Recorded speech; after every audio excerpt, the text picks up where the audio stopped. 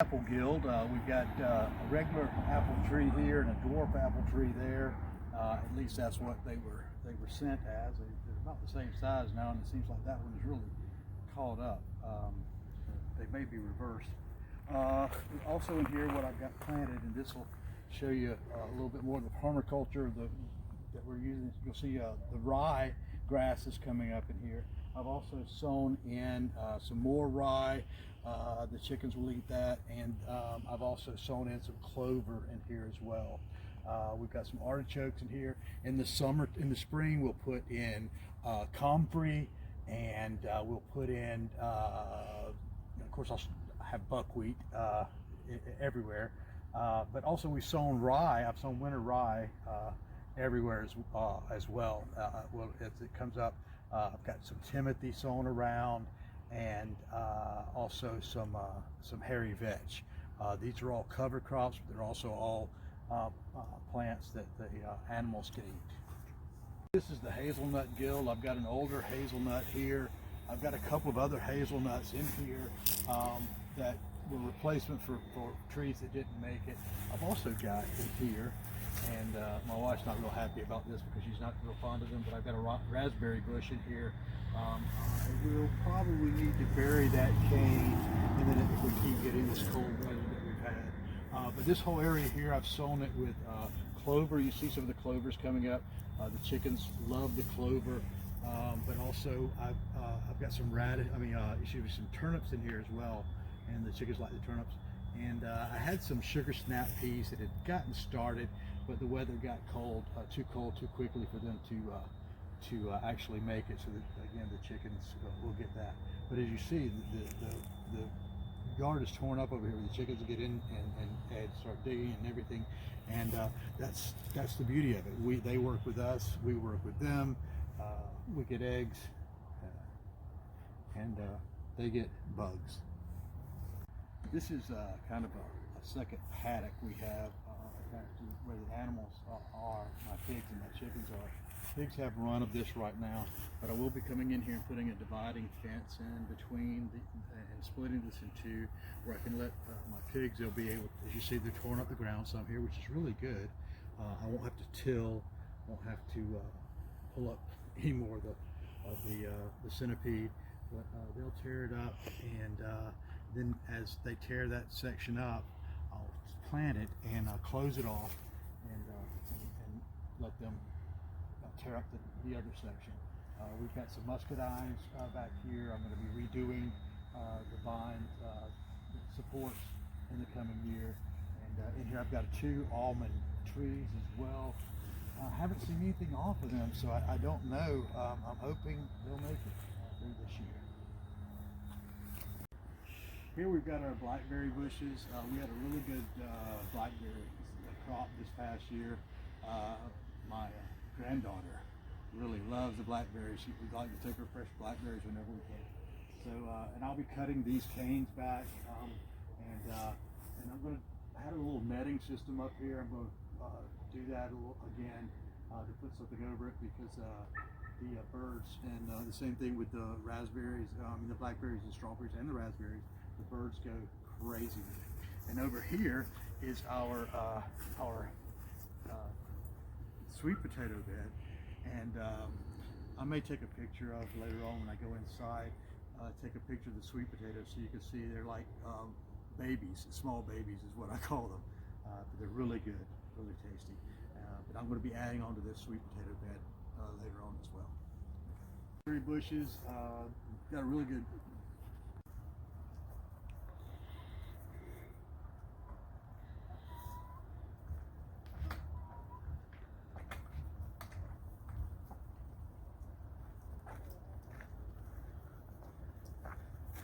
Speaking of the chickens, here's the haul from today. Not bad considering it's we're a few days here from the winter solstice, and it's which means the days are getting shorter, so there's not as much laying that they're doing. But and my girls aren't all fully mature. I think all of the brown eggers are laying now, but you'll see I've only got the one blue egg. I think I've got one. If you see the little golden girl back there in the back that just ran across there, I know she's laying definitely, and there may be one other, but they're a little later to mature than some of the others. But all of the other chickens are laying. So this is in this area here. I've got a chicken coop. I've got a little run for the chickens. The pigs have the run. If you look over to the left here, or my right, your left, I've got a little shed there that later on I'll be able to add goats, and I'll talk more off in the video that's attached to these little clips about the way I'm going to maintain them as far as food. But this area here will also be a food plot. I've got some electric wire running in here. It helps keep the pigs away from pushing against this fence. This fence is not a real sturdy fence, but it will keep them back with the electric wiring. And I'll be able to use the electric wire and set off, again, little areas of this plot itself to make it to a food plot. In fact, there was millet and sunflower in this.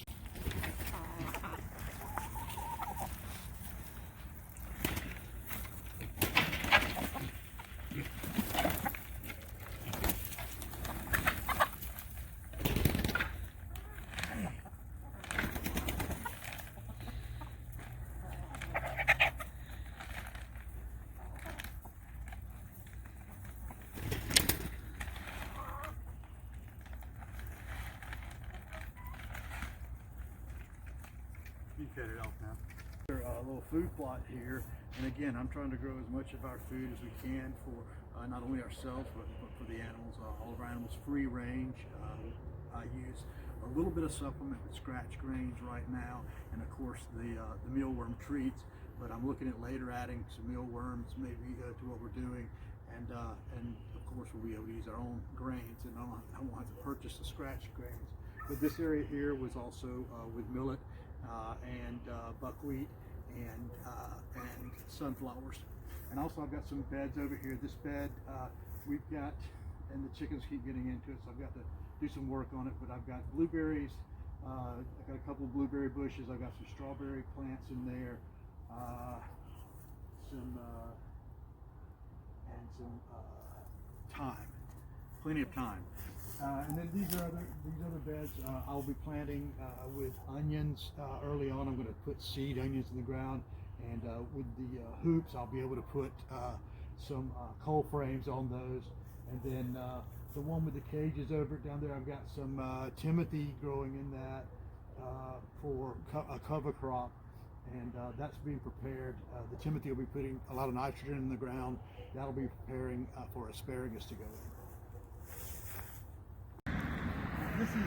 This is more medicinal planting area than anything else. I've got a yarrow planted in here. It's a medicinal herb, medicinal plant, but also not only for us, but the chickens will benefit from it when they're in molt, which is a kind of an uncomfortable time for them. And right now the yarrow's kind of died back because it is cold, but I do have clover sown in there to oversee. Then over here I've got one of my olive trees planted in here. They come up really good. They look like they're going to do really well here. I've got some onions in here. These were all taken from cuttings of scallions, and so I've got those whenever we root them. In here, this is winter wheat here. I also oversowed winter wheat again. I'd sown some kale in here that didn't ever germinate, so I'm hopeful that those seeds will germinate. And I don't really grow plant or anything. I try to make it as much, again, and I'll explain in more detail when I get into what permaculture is about, and trying to make it more of a natural environment. But I've also sown in here, what else did I sow in here? Oh, it was the just the winter wheat, and then oversowed with some of the clover, right? Because the clover will add nitrogen to the soil. Then I've got another olive tree here. You see these holes in the yard. This is the other crop that I harvest out of here that comes absolutely free, and they are dandelions. And most people will try to get rid of the dandelions. I'm trying to get rid of the grass because the dandelions, my pigs love them, the chickens love them, and if we have to, we can eat them. The root is medicinal. The flowers, I make a dandelion tea in the spring that I really like, and that is so they also help break up the soil. And what I'll do is I'll come back in here, and wherever there are dandelions that are pulled up, I'll sow with some winter rye, and then eventually I'll turn this yard into all pasture or grain land. And then we'll go back over here, and I'll finish up in the front. Over here we've got, and we don't have to go all the way over there, but I've got a couple of plum trees on either side of, that's oats on the far side near the neighbor's yard, and then on the inside is barley. And both of those, again, I oversowed.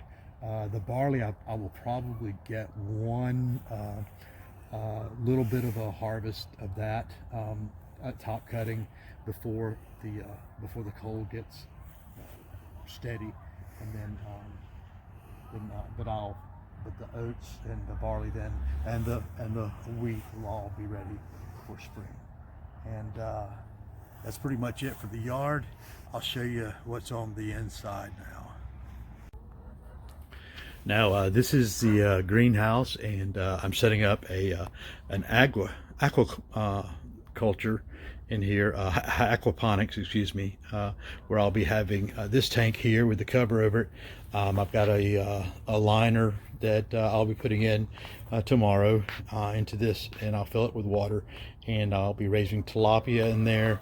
Plumbing will go up into here, where there'll be a grow bed here, and the water then will drain into that grow bed and into this grow bed, and then back into the tank for a closed system. In this grow bed, I'm going to be raising mainly seedlings and things. Also, I'll do some things like lettuce,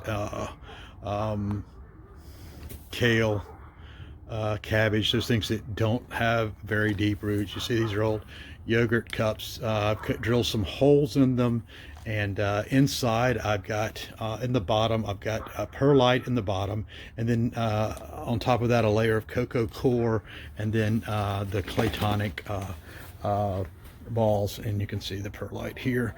But I'll do a whole program one day when I set this bed up. On the bed here you'll see these trays. I'm going to try something. I'm going to try to do something like microgreens, but let the greens actually get a little depth to them. I'm going to try to grow them soilless at first, like the microgreens, but I may end up having to use some of the medium in here. But this will be some supplemental food for my animals in the winter. Everything that I planted out in the garden so far, as far as all the grains and everything, is all for springtime. So this will be setting us up for next winter. So this is the indoor sprouting process that I am hoping to carry over into the greenhouse in the aquaponics. I've got these two neat little containers here that is a hemp mat in there, a little wick that will go into a water container that will keep that moist.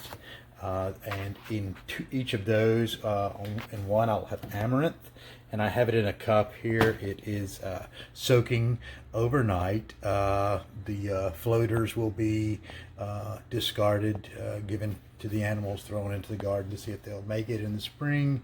The rest of them will go into the mat. Alfalfa, the same thing. I just barely covered the bottom of the cup in both of those for the small containers.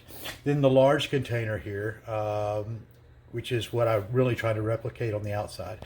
These I'll have to wrap with saran wrap in order to create the humidity inside. This one comes with its own dome. But this one is, I'm growing animal food, and this is my first experiment for what I'll be carrying over. The big part of it, I've got barley seeds in here, barley grass, and I'll let that get up pretty tall before I feed it to my animals. and all of the water, of course, comes from our own water collection system.